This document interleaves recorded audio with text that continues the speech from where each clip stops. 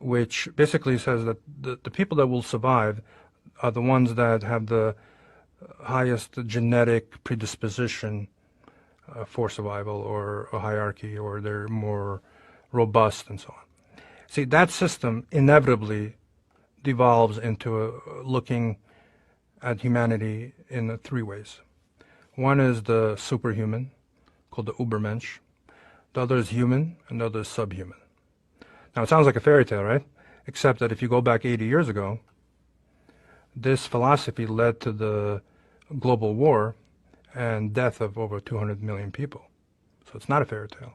And what do I mean? The Nazis believed that the Aryan race was descendant of Nordic gods, and they used to call themselves Ubermenschen, superhumans.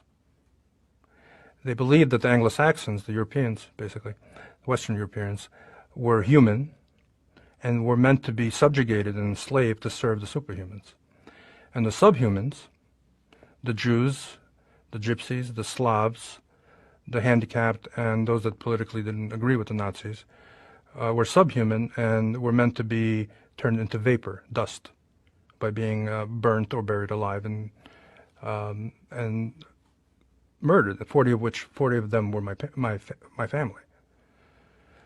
So this way of looking at humanity exists, and it didn't go away after World War II. It just went to sleep. It's resurfaced now, but it's not anti-Semitic, to be honest. It's a completely different way of delineating who is superhuman and who is not. There's a group of people that really believe in their own superiority, that believe that they have a higher level of consciousness, that they've evolved to a state of enlightenment that enables them to dictate to others or to the world how many people should be in the world, how long you should live, and other details. For example, in 2015, Bill Gates, a TED lecture. So going back to, so Bill Gates makes an announcement that the world population needs to be reduced. He has his calculations and global warming, whatever his calculations are. So let me ask you a question. What kind of human being feels that he has the right to make a statement like that? Well, a sociopath. And someone who feels that he is God or godlike.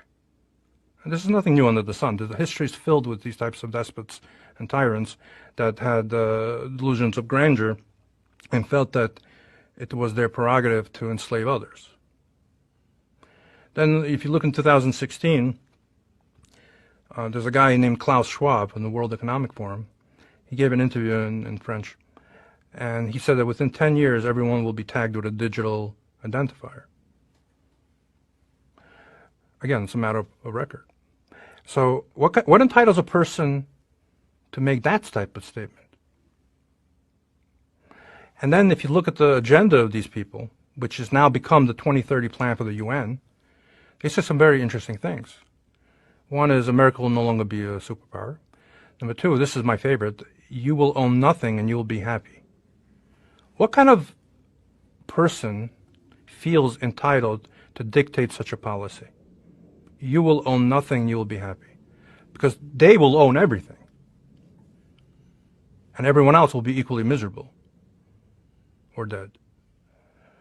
Or another one is you won't eat meat except on special occasions. I mean, the type of detail of micromanagement of our lives to take away our free choice that they're planning actively, and these are policies set into motion already, is not a conspiracy theory. It's a conspiracy. It's not a theory because it's happening. It is true. And all you need to do, listen, it's not a theory if you didn't do your due diligence and didn't look into the facts.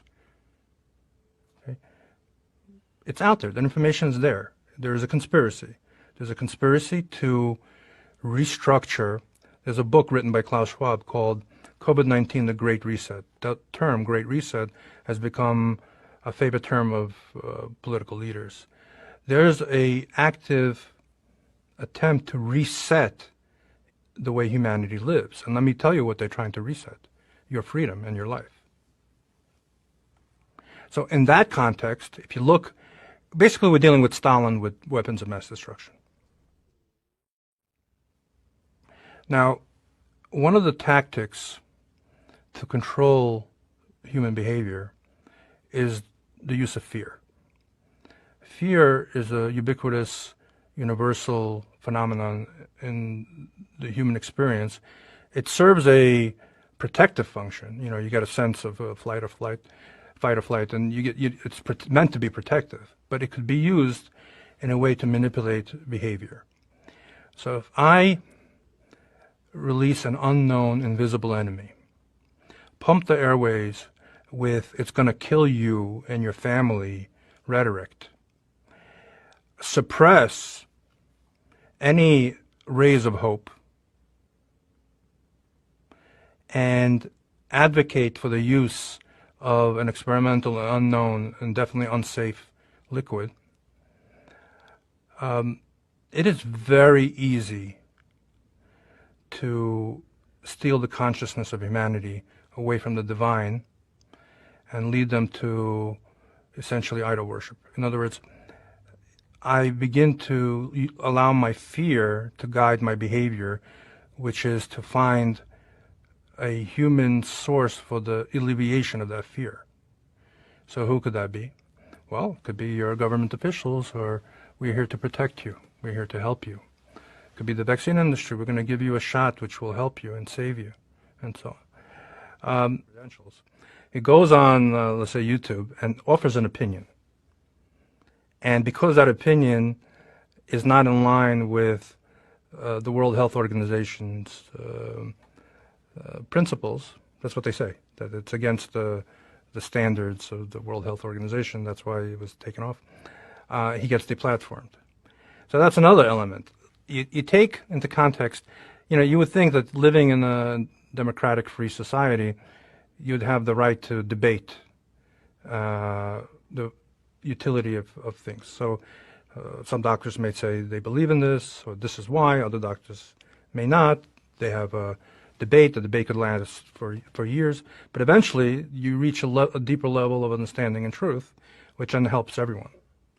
Now, if you censor and suppress the voice of the opposition, that's no longer freedom. That's no longer a democracy. That what we're living in is in a totalitarian hellhole. And it's hard to believe that this country has devolved into essentially a path of self-destruction within just a few brief years. I come from, I was born in the Ukraine, in Kiev, and I was 4 when I left. I lived in America since then. But, you know, I grew up in the culture and in the stories and in the experiences of people that were really abused and suffered and murdered by totalitarian regimes. So I'm sensitive to the impending tyranny.